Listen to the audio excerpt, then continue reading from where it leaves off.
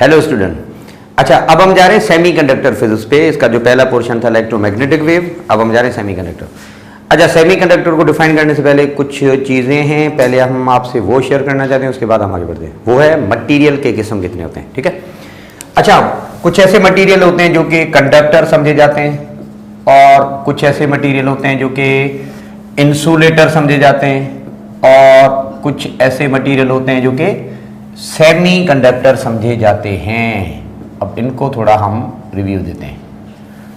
अच्छा, कंडक्टर वो हैं जो कि कंडक्शन करते हैं आसानी के साथ, मतलब कह दो कि भाई दीज कंडक्ट करंट, क्योंकि फ्री इलेक्ट्रॉन होता है इसके पास ना, और ये कभी कंडक्शन नहीं करते। दीज नेवर कंडक्ट, ये करते हैं एक कंडीशंस पे, मतलब ये हुआ कि भाई these conduct at high temperature but do not conduct at low temperature। ये बात आपने ध्यान में रखनी पड़ेगी। अच्छा, सबसे पहले हम कंडक्टर में कहते हैं कि भाई ऐसा क्या होता है जिस वजह से ये कंडक्शन करते हैं, ठीक है। थोड़ा सा ओवरव्यू, हम एनर्जी बैंड डायग्राम की बुनियाद पे बात करना चाहते हैं। पता है क्या है? कंडक्टर वो हैं जिनके पास वैलेंस शेल जिसको हम कहते हैं, अब यहां पे हम इसका नाम रखेंगे वैलेंस बैंड। वैलेंस बैंड में इसके पास फ्री इलेक्ट्रॉन होते हैं। अगर आप थोड़ा ही एनर्जी देंगे ना, for very small amount of energy, इनका इलेक्ट्रॉन फ्री हो जाता है, और ये इलेक्ट्रॉन जो फ्री होता है ये कंडक्शन के लिए तैयार होता है, या ये आसानी के साथ कंडक्शन कर सकता है, यूं कह दो। तो the electron is said to be present in a conduction band and ready to conduct. ये इलेक्ट्रॉन कंडक्शन बैंड में समझा जाता है। मतलब यूं कह दो कि भाई इसका जो वैलेंस और कंडक्शन बैंड है वो एक दूसरे के करीब होते हैं। वैलेंस और कंडक्शन बैंड के बीच में गैप नहीं होता, बिल्कुल भी नहीं होता, ऐसे समझ लो। इंसुलेटर में ऐसा नहीं होता बाबा। इंसुलेटर में जो वैलेंस बैंड का इलेक्ट्रॉन है या जो वैलेंस शेल का इलेक्ट्रॉन है, ये आप सिंपली कह दो कि भाई कभी भी फ्री नहीं होता।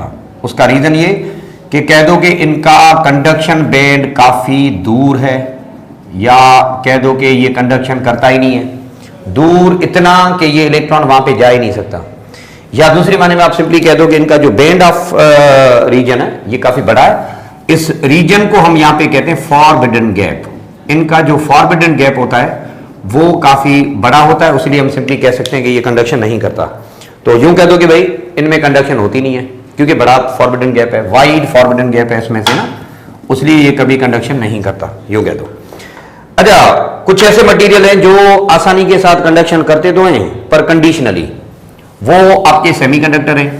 उनमें कहानी कुछ इस तरह से कि इनका जो वैलेंस बैंड है वो और कंडक्शन बैंड के बीच में स्पेस है, पर वो स्पेस काफी नैरो है। ऐसा नहीं है कि नहीं है पर काफी नैरो है। इसका मतलब ये कि these electron can be made free. ये इलेक्ट्रॉन यहां पे जा तो सकते हैं पर कंडीशंस की बुनियाद पे, क्योंकि इनके बीच में जो गैप है ये कहा जा सकता है कि भाई नैरो गैप है। हम इसको कहेंगे नैरो फॉरबिडन गैप। ये नैरो फॉरबिडन गैप होता है, तो ये इलेक्ट्रॉन आसानी के साथ वहां पे जा सकते हैं, पर शर्त ये कि टेम्परेचर बढ़ाओगे तो। इसका मतलब ये हुआ कि व्हेन टेम्परेचर इंक्रीजेस, सुनो जरा बेटा, व्हेन टेम्परेचर इंक्रीजेस तो electrons are free, electron free होते हैं। हैंस करंट इंक्रीजेस, यूं कह दो कि जो करंट है वो इनका बढ़ेगा। अच्छा, यही रीजन है कि हम कह सकते हैं कि भाई टेम्परेचर बढ़ाने से इनकी जो रेजिस्टेंस है ना वो कम होती है। टेम्परेचर बढ़ाओ तो रेजिस्टेंस क्या होती है? कम है। अच्छा, यही रीजन है कि हम सिंपली कह सकते हैं कि सेमीकंडक्टर बुनियादी तौर पे these are negative temperature coefficient element. Semiconductor बुनियादी तौर पे नेगेटिव टेम्परेचर कोएफिशिएंट एलिमेंट होते हैं। कंडक्टर में ऐसा नहीं होता, कंडक्टर में गैप है ही नहीं, नो फॉरबिडन गैप। यूं कह दो कि इनका जो वैलेंस और कंडक्शन बैंड है ये एक दूसरे के साथ ओवरलैप हैं, इनके बीच में गैप है ही नहीं। अच्छा, गैप ही नहीं है, एनर्जी गैप ही नहीं है, तो हम सिंपली कह सकते हैं इनका इलेक्ट्रॉन मजे से जा सकता है। तो यहां पे कहानी कुछ उल्टा है ना, कि रेजिस्टेंस इनकी टेम्परेचर से डायरेक्ट है। अगर आप टेम्परेचर बढ़ाओगे तो इनकी रुकावट बढ़ती है, जैसा कि आपने 13 चैप्टर में पढ़ा था ना। तो हम यहां पे ये कह सकते हैं कि कंडक्टर बुनियादी तौर पे these are positive temperature coefficient होते हैं। क्यों होते हैं? पॉजिटिव टेम्परेचर कोएफिशिएंट एलिमेंट, क्योंकि इनकी जो रेजिस्टेंस है वो टेम्परेचर के साथ डायरेक्टली प्रोपोर्शनल है, यहां पे टेम्परेचर के साथ इनवर्सली प्रोपोर्शनल है। ठीक बाबा, तो ये छोटी सी कहानी आपने ध्यान में रखनी पड़ेगी। ये कंडक्शन करते ही नहीं है, जल तो जाएंगे, कंडक्शन ही करेंगे, इसका मतलब ये हुआ यहां पे कोई रेजिस्टेंस और टेम्परेचर का ताल्लुक नहीं है, यूं कह दो। ठीक है, अच्छा बाबा, element of group number 1A 2A 3A and B family, ये सारे के सारे आपके कंडक्टर होते हैं, जबकि एलिमेंट ऑफ ग्रुप नंबर 5 6 7 8 ये सारे आपके इंसुलेटर होते हैं।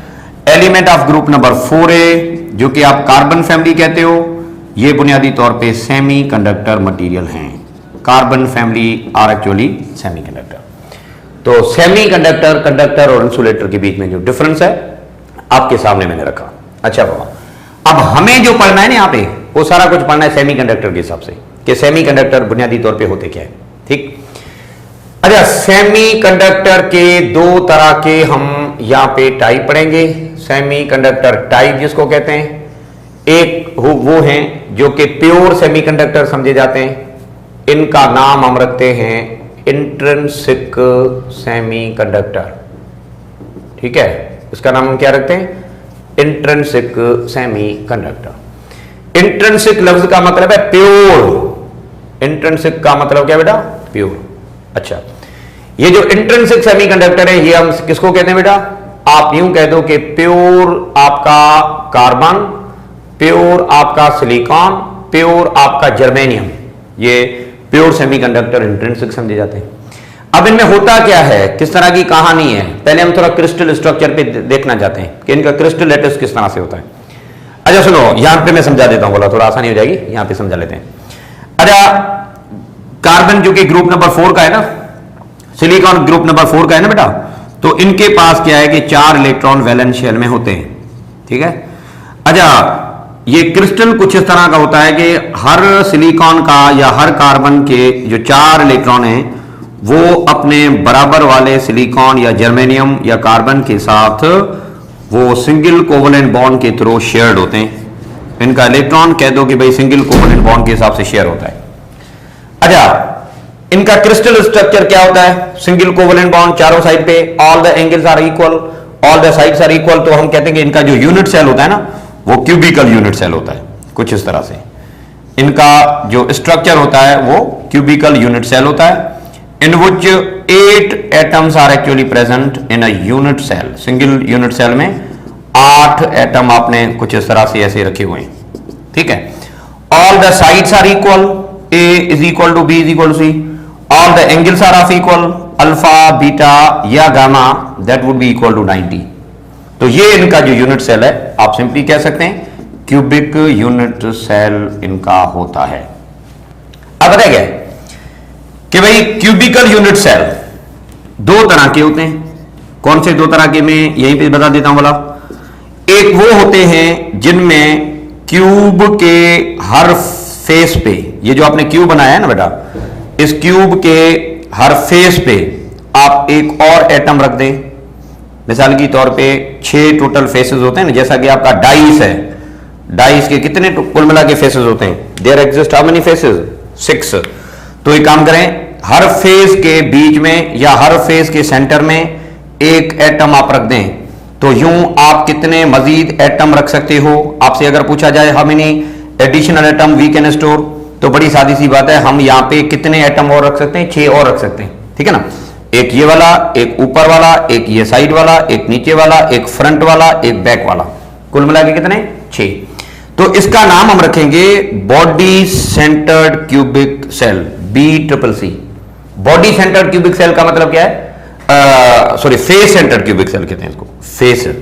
फेस हर फेस सेंटर में रखा है ना, इसलिए फेस सेंटर्ड क्यूबिक सेल का मतलब क्या है कि 1 मोर atom can be taken exactly at the centre of each face. तो पहले 8 तो होते हैं आमतौर पे ना, आमतौर पे कितने एटम्स होते हैं बेटा? 8 एटम होते हैं, 6 आपने और रख दिए, तो फेस सेंटर्ड में कुल मिला के आप कितने एटम रख सकते हो? 14, 1 4 14। अच्छा, एग्जैक्टली इसी तरह से क्यूबिकल यूनिट सेल में एक प्रॉपर्टी और भी होती है एडिशनल एटम रख जाने की, वो है कि भाई इनका जो सेंटर ऑफ मास है वहां पे एक और रख दो, सेंटर ऑफ मास बिल्कुल बीच वाला सा ना। अच्छा, जब आप सेंटर ऑफ मास पे रखोगे तो उसको हम बोलेंगे body centred cubic cell. Body centred cubic cell में कुल मिला के कितने एटम आप रख सकते हो? 9 एटम। अच्छा, 8 इनके कॉर्नर के और एक वो है जो कि इनके सेंटर में हमने रख दिया। कुल मिला के कितने एटम हम रख सकते हैं? We can have 9 atom entirely. तो देखिए इनका जो क्रिस्टल स्ट्रक्चर है ना वो क्यूबिकल यूनिट सेल होता है। अच्छा बाबा, दो एटम के बीच में जो स्पेस होती है इसको हम कह सकते हैं एटॉमिक स्पेसिंग, या इनका नाम हम रखते हैं स्पेस लैटिस। इसको हम स्पेस लैटिस भी कह सकते हैं। तो सेमीकंडक्टर का यूनिट सेल या स्ट्रक्चर इस तरह से होता है। Electrons are mutually shared by means of single covalent bond all the time. ठीक बाबा, ये छोटी सी कहानी। चलो अब इंट्रिंसिक की कहानी किस तरह से है इस पे थोड़ा हम ध्यान देना चाहेंगे। मिसाल के तौर पे हम सबसे पहले बात करते हैं कार्बन की। पहले थोड़ा सा इसमें ओवरव्यू हम दे ले। बाबा ग्रुप नंबर 4A की बात करते हो ना। अच्छा, ग्रुप नंबर 4A में कार्बन आता है पहले, उसके बाद आपका सिलिकॉन आता है, उसके बाद आपका जर्मेनियम आता है, उसके बाद और भी कुछ आते हैं। अच्छा, कार्बन का पीरियड नंबर 2 है, इसका पीरियड नंबर 3, इसका पीरियड नंबर 4। सुने, किसी भी ग्रुप में जो टॉप वाला एटम होता है ना उसका एटॉमिक रेडियस कम होता है। कह दो कि भाई उसको इलेक्ट्रॉन देने की सलाहियत कम होती है। दूसरी मायने में कह दो कि उनकी इलेक्ट्रोनेगेटिविटी थोड़ा ज्यादा होती है, उनका मेटेलिक कैरेक्टर कम होता है, मजे से वो इलेक्ट्रॉन नहीं देता। तो कार्बन आमतौर पे क्या है कि इस खानदान में रहकर भी सेमीकंडक्टर के खानदान में हम इसको शामिल नहीं करते है तो सेमीकंडक्टर, पर वो आमतौर पे इतना इस्तेमाल नहीं होता। रीजन बड़ा सादा कि it falls in 2 allotropic form. दो इनके एलोट्रोपिक फॉर्म है, डायमंड है और ग्रेफाइट है। डायमंड तो कंडक्शन करता ही नहीं है, इंसुलेटर है, पर जो ग्रेफाइट है वो कंडक्शन करता है पैरेलल टू द फील्ड। जब उनका crystal parallel to electric field होगा तो इसका मतलब उसको छोड़ ही दो। कार्बन प्रेफर हाइड्रोकार्बन, वो ऑर्गेनिक कंपाउंड आपके बनाता है, कार्बोहाइड्रेट जिसको आप कहते हो या हाइड्रोकार्बन जिसको आप कहते हो। तो it is not actually involve in losing और गेन ऑफ इलेक्ट्रॉन, तो उसको छोड़ दो। आप आएंगे थोड़ा नीचे, क्योंकि down the group metallic character बढ़ता है, इलेक्ट्रॉन देने की सलाहियत बढ़ती है। मेटेलिक कैरेक्टर क्यों बढ़ता है? क्योंकि एटॉमिक साइज बढ़ती है डाउन द ग्रुप। जितना पीरियड नंबर होगा उतना साइज बड़ी होगी। तीसरा पीरियड है तो it would be having 3 shell, ये चौथा वाला है तो 4 होंगे एंड सो ऑन। तो हम कहते हैं कि सिलिकॉन और जर्मेनियम कार्बन की कंपैरिजन में थोड़ा अच्छे हैं। तो हम कहेंगे कि भाई सिलिकॉन और जर्मेनियम को टेम्परेचर ज्यादा दोगे तो वो इलेक्ट्रिकल कंडक्टिविटी करवाते हैं, तो दीज आर से टू बी गुड सेमीकंडक्टर। बाकी ये वाले जो है आपका जो कार्बन है इसको तो छोड़ ही दो, इसमें कुछ है ही नहीं। तो बड़ी सादी सी बात है कि they do conduct at high temperature. पर इसमें मसला है यार, क्या थोड़ा बात हो जाए। मैं बात कर रहा हूं अब सेमीकंडक्टर प्योर सिलिकॉन जर्मेनियम की।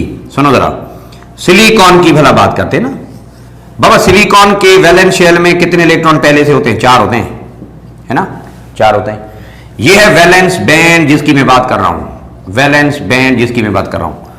और यूं कहते हैं कि भाई ये सिलिकॉन का 1 है, ये सिलिकॉन का 2, ये तीसरा, इसी तरह दूसरा जो सिलिकॉन है उसके भी कुछ इस तरह से होंगे, उसी तरह से तीसरा जो सिलिकॉन है उसके भी कुछ इस तरह से होंगे। कहने का बड़ा सादा मतलब ये है कि मजे से ये सिंगल कोवेलेंट बॉन्ड बना के अपने घर में खुश होते हैं। अब आप बिला वजह इनको तंग करने जा रहे हो, इसका मतलब है आप इनको टेम्परेचर बढ़ा रहे हो।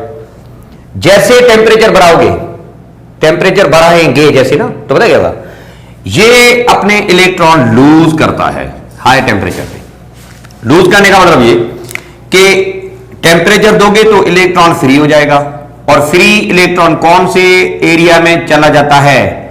कंडक्शन बैंड में चला जाता है।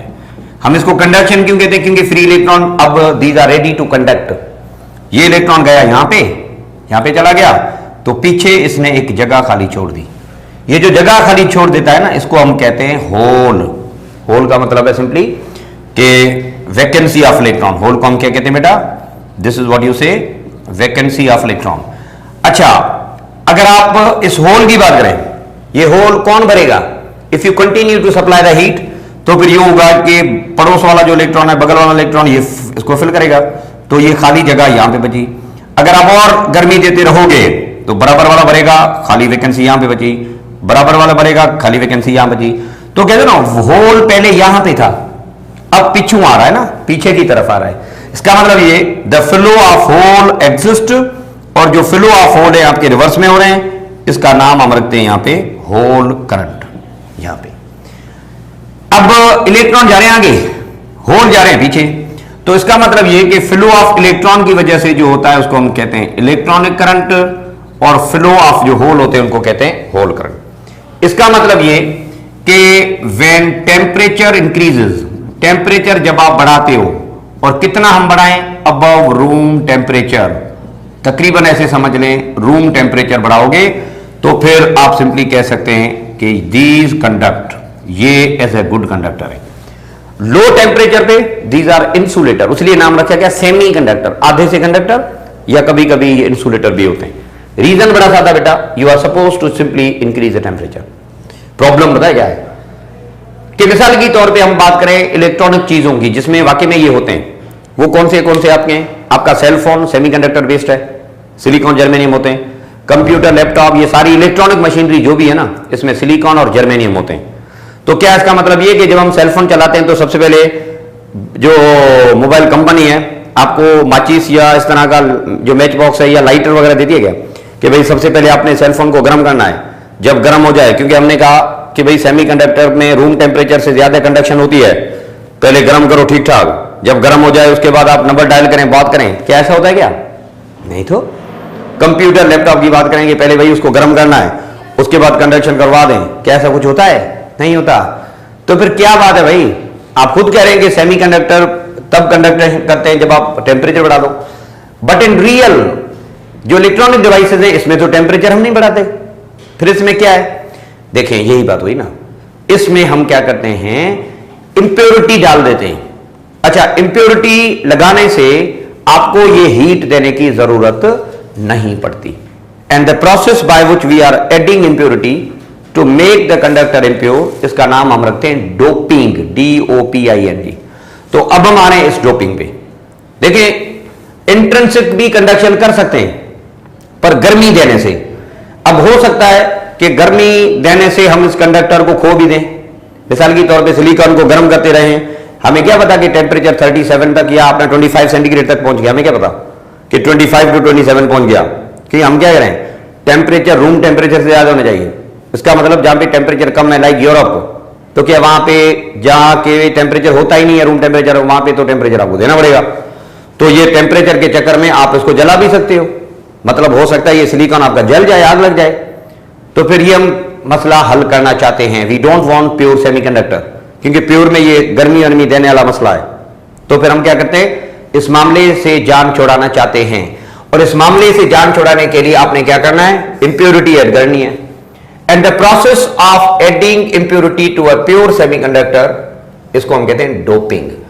डोपिंग का मतलब यही होता है कि the process of adding impurity to a pure semiconductor, pure semiconductor को इंप्योरिटी दे ताकि क्या करना है, टू मेक इट एक्सट्रिंसिक, इसको हम कहते हैं डोपिंग। एक्सट्रिंसिक सेमीकंडक्टर हो जाएगा, फिर जो कंडक्टर हो जाएगा आपका क्या हो जाएगा बेटा, the semiconductor becomes extrinsic.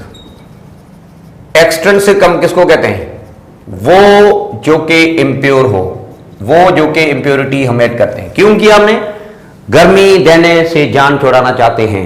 We don't want supplied heat actually ना, तो भाई इंप्योरिटी ऐड कर दो।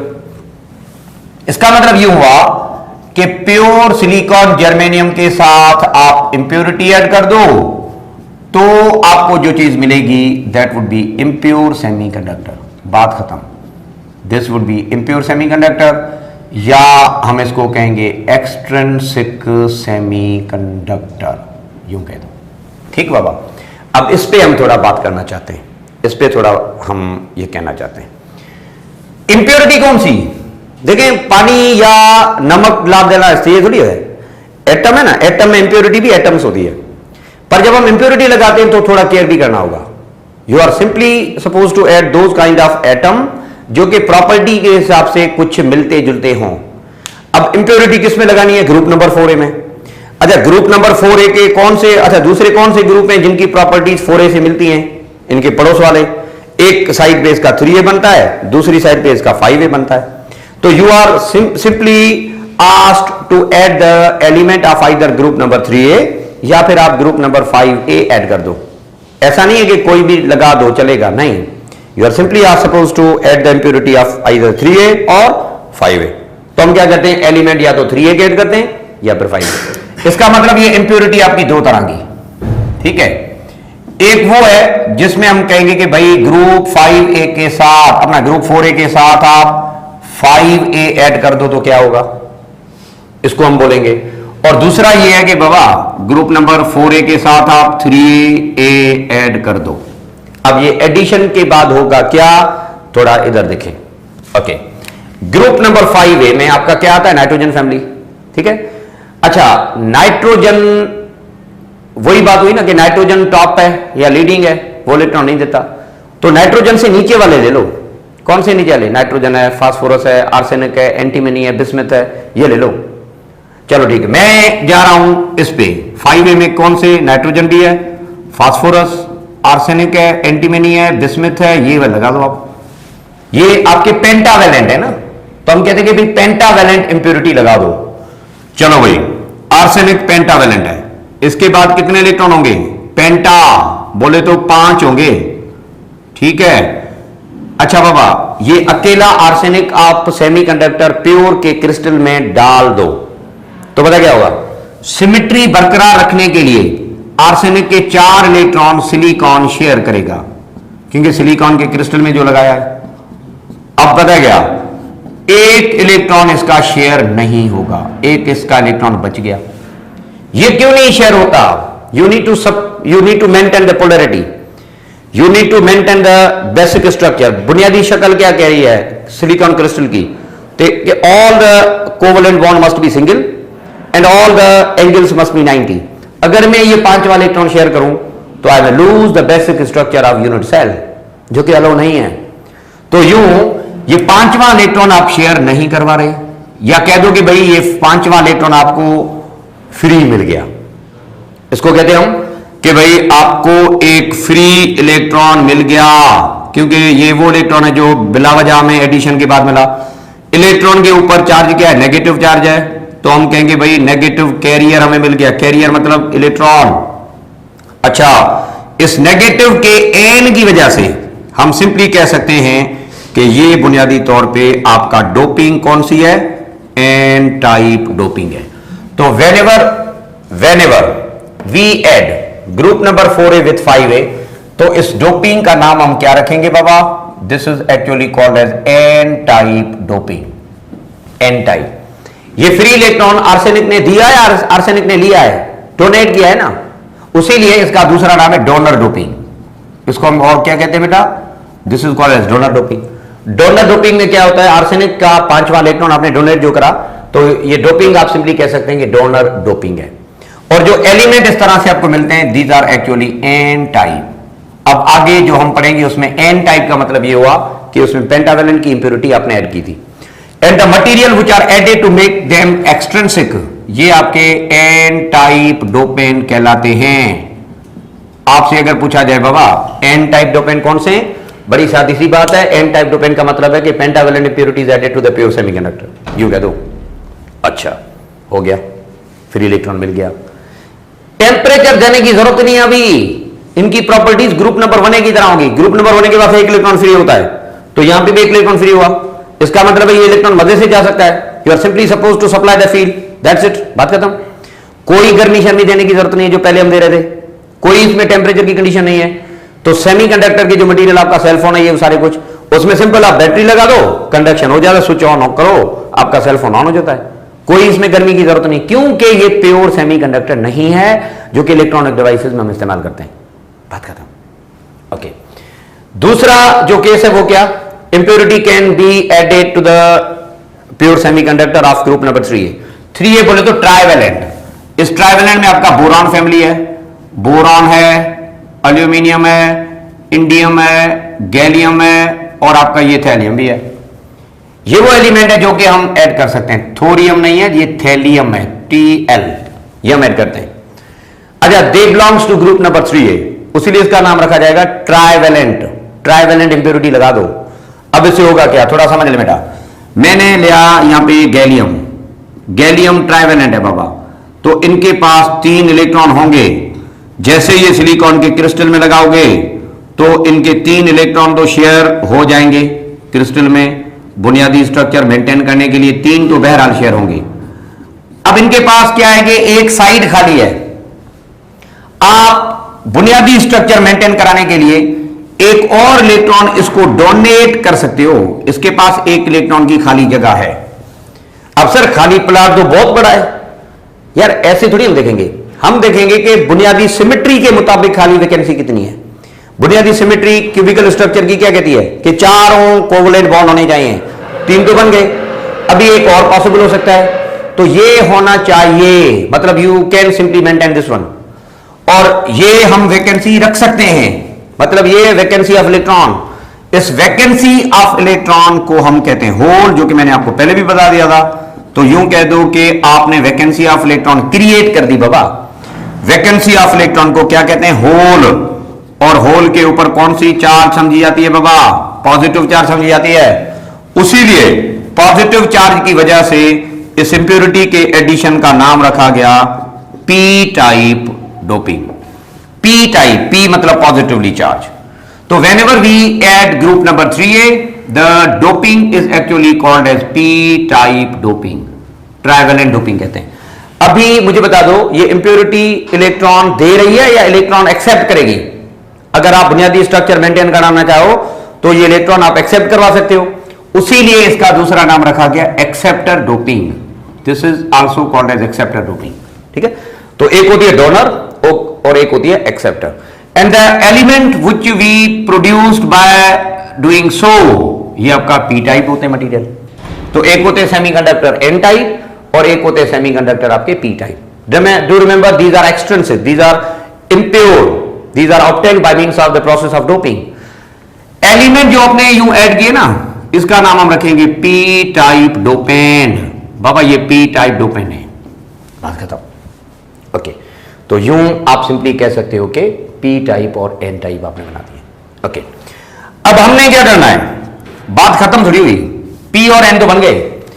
अब ये इलेक्ट्रॉन आएगा कहां से, ये इलेक्ट्रॉन जाएगा कहां, तो फिर अब हम बात करते हैं फाइनल, क्या कि अब आपने क्या करना, पी और एन दोनों मिला दो। दोनों मिलाएंगे ना, पहले हमने एन बनाया, फिर हमने पी भी बनाया, अब इनको दोनों को मिलाएंगे। दोनों को मिलाने से जो नई चीज आपको बनती है, जो आपको मिलती है, इसका नाम हम रखते हैं पी एन जंक्शन। तो ये मुसीबत है क्या, थोड़ा यहां पे समझ लें बाबा। पी और एन को मिला दो। पी मटेरियल में क्या होता है, होल होते हैं अभी जो आपने पढ़ा, और एन में क्या होता है, आप सिंपली कह दोगे एन में इलेक्ट्रॉन्स होते हैं। अब जैसे आप इनको आपस में डिफ्यूज करोगे, मिलाएंगे, तो पता है क्या होगा, ये इलेक्ट्रॉन इन होल में जाएंगे, ये इलेक्ट्रॉन होल में जाएंगे। नतीजतन यूं होगा कि जो इलेक्ट्रॉन करीब हैं वो इलेक्ट्रॉन होल में जाके डिफ्यूज हो जाएंगे, और इस प्रोसेस का नाम है diffusion. Diffusion of neighbouring electrons and hole होगी। सारे इलेक्ट्रॉन होल से कंबाइन थोड़े होंगे, जो करीब होंगे वो, क्योंकि कूलम्स लॉ क्या कहता है, जितना चार्जेस दूरी पे होंगे उतना फोर्स कम होगा। तो जो करीब है उनके बीच में अट्रैक्शन ज्यादा होगी, तो ये तो आपस में मिल जाते हैं। और यूं मिल जाने से क्या बनता है कि ये डिफ्यूजन हो गई और इलेक्ट्रॉन्स और होल की कॉम्बिनेशन हो गई। अच्छा बाबा, चंद होल और भी बचेंगे और चंद इलेक्ट्रॉन अभी और भी बचेंगे, ये नहीं जाएंगे। क्यों, बीच में आपने कॉम्बिनेशन के लिए यहां पे आपने लेयर जो बना दिया, ये लेयर क्या कहता है, रीजन। इस रीजन का नाम हम भी क्या रखते हैं, ये भी बात करते हैं, बैरियर बन गया बाबा। इसका हम क्या नाम रखते हैं, बैरियर। ये आप कह दो कि भाई यहां पे आपने बैरियर बना दिया। अब P कुछ और भी बचा, N में कुछ और भी हैं, तो ये आप बैरियर की जगह इसका दूसरा नाम रखोगे PN जंक्शन। PN जंक्शन में क्या होता है, कुछ P भी होते हैं, N भी होते हैं, और P और N का कॉम्बिनेशन लेयर भी होता है। तो this is actually called as PN junction. अच्छा बाबा, ये बना क्यों, इलेक्ट्रॉन की मोशन के साथ। तो due to combination of electron and hole, electrons और होल के कॉम्बिनेशन से क्या हुआ, पोटेंशियल प्रोड्यूस्ड हुआ। पोटेंशियल पैदा हुआ। पोटेंशियल पैदा क्यों हुआ बाबा? ये चार्ज यहां से लेकर यहां तक गई ना, आपने ये वाजे तौर पे पहले पढ़ा हुआ है कि when charge move then work is done per unit charge, और जब चार्ज वर्क डन करती है यहां से लेकर यहां तक, तो work done per unit charge को हम कहते हैं वोल्टेज। याद करो, तो यूं चार्ज के जाने से वोल्टेज डेवलप हुआ, and the voltage which is produced across the barrier, इस पोटेंशियल या वोल्टेज का नाम हम रखते हैं बैरियर पोटेंशियल। ये बैरियर पोटेंशियल यहां से पैदा हो गया। इस बैरियर पोटेंशियल की वैल्यू कितनी होगी, ये डिपेंड करता है कि आपने सेमीकंडक्टर किस तरह का लिया है। अगर आपने ये सिलिकॉन लिया है तो इसका बैरियर पोटेंशियल होता है 0.7। अगर आपने ये जर्मेनियम लिया है तो उसका बैरियर पोटेंशियल होता है 0.7। एक होता है 0.3 और दूसरा 0.7। तो यूं इलेक्ट्रॉन आपके कुछ रह भी गए, कुछ कंबाइन भी हो गए, आपका बैरियर भी बन गया। इसको हम कहते हैं पीएन जंक्शन। बाबा पीएन जंक्शन के दो टर्मिनल हैं, एक है पॉजिटिव मतलब पी, दूसरा नेगेटिव मतलब एन। बाकी के इलेक्ट्रॉन यहां क्यों नहीं जा रहे? क्योंकि बीच में दीवार जो है। अगर आप चाहते हो कि बाकी के भी जाएं तो जा सकते हैं, पर उनको एक्सटर्नली धक्का देना पड़ेगा। और उस एक्सटर्नली धक्का देने का मतलब क्या है, इस पे हम अब बातें, फिलहाल आप ये नोट कर लो। अच्छा बाबा, एक बात आपको मैं वाज़ेह कर दूं कि please follow this lecture only for this 16 chapter. कोई परेशानी होने की जरूरत नहीं है। यहां से सवाल आएंगे, बुक की रीडिंग करोगे तो उसमें भी अंग्रेजी में ये लिखा है, कोई फार्मूला नहीं है, सारे के सारे कॉन्सेप्ट हैं, सारी थ्योरी है, कॉन्सेप्ट है सब। ठीक है, सो लेक्चर को सही फॉलो कीजिएगा। Thank you.